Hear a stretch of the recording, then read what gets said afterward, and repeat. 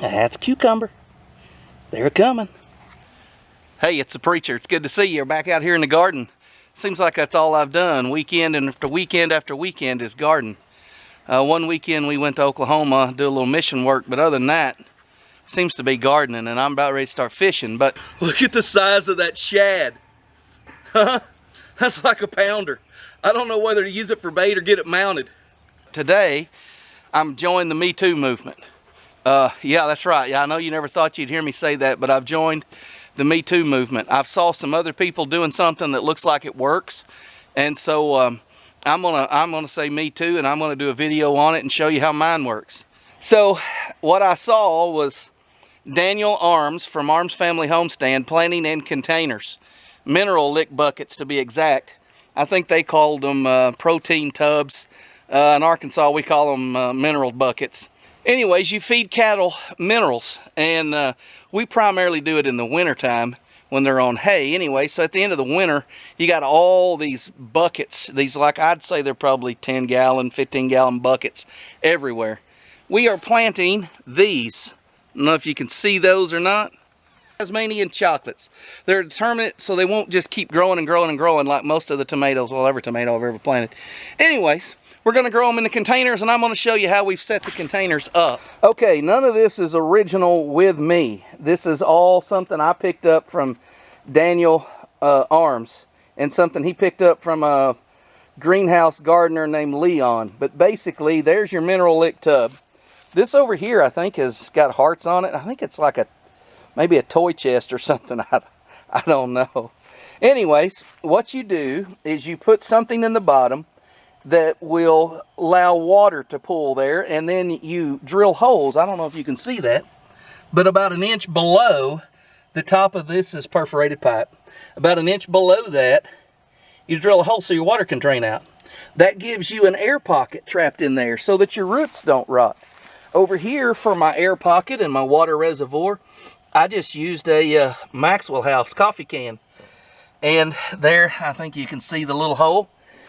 And I'm doing mine outside, so Daniel just drilling one hole, but mine's going to be dealing with rainwater, so I did a bunch of holes. This is what's next.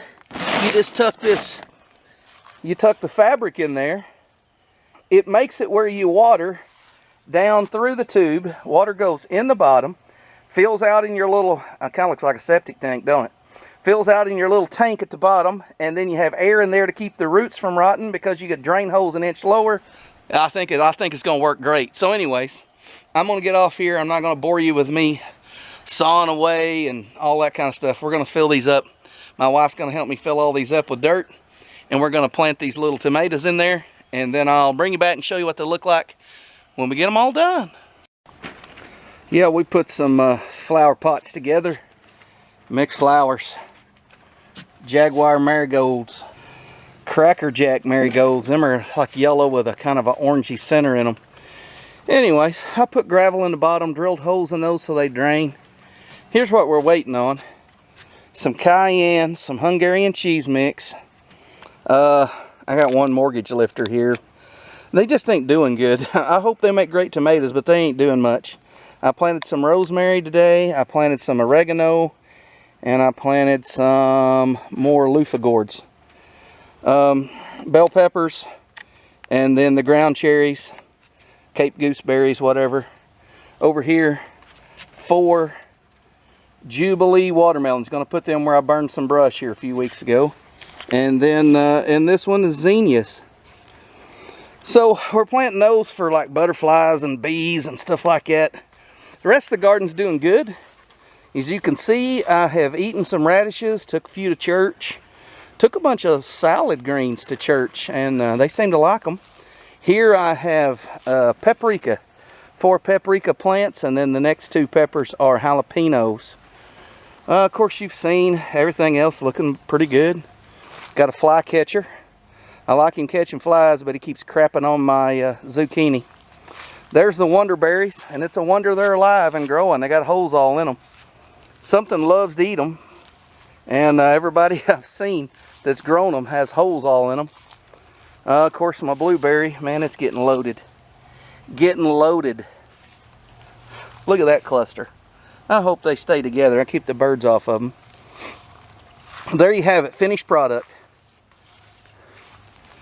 Have some cages on there for supports. We filled the water reservoirs till water ran out the holes. Anyways, after everything kind of settles, I'm gonna trim all that excess black fabric off there. I mixed up some rabbit manure, and I got some compost. And the compost had some worms in it, and so I added that to the Miracle-Gro garden mix that we filled the containers with. And that's something I want to remind you of, is if you do this, Daniel Arms said you've got to use a potting mix, something that'll wick water. These beds over here don't wick water. They're sandy beds. I have sandy soil down here on the river. And so what you need here is a potting soil that will, you know, with peat moss and stuff like that in it. Man, preacher got hands like a mechanic. That's nasty. All right, there's the rest of the garden. Everything's doing good. Tomatoes are coming along. Everything's good. It's chow time. We're gonna go get something to eat. Thank you guys for watching, and I'll see you on the next video. Tasmanian chocolate. Tasmanian chocolate. Tasmanian chocolate. Third time's charm. They're something I've never planted before. You gotta be kidding me. I guess you want me to go turn it off? Go turn the air up.